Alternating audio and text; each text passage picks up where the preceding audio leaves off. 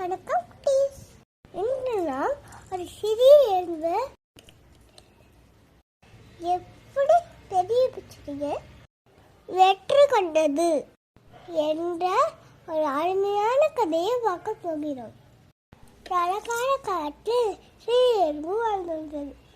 அந்த எறும்பு நல்ல உழைப்பாளி.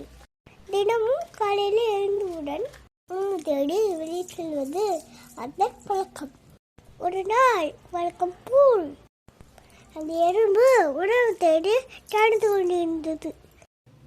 அப்போது திடீரென்று அது பெரிய சக்கரை தொட்ட பார்த்தது ஒரு எறும்பு ரொம்ப சந்தோஷம்.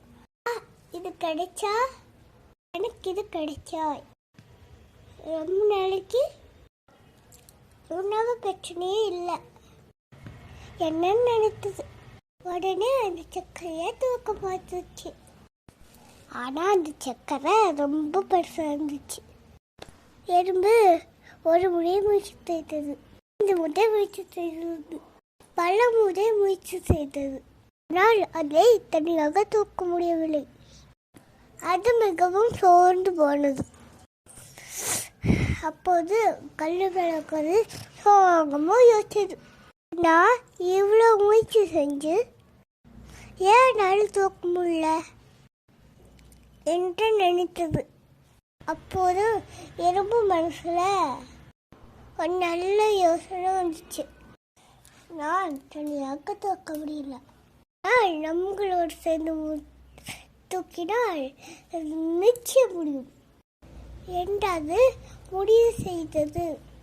அது உடனே வீட்டுக்கு சென்று மற்ற எறும்புகளை அழைத்தது.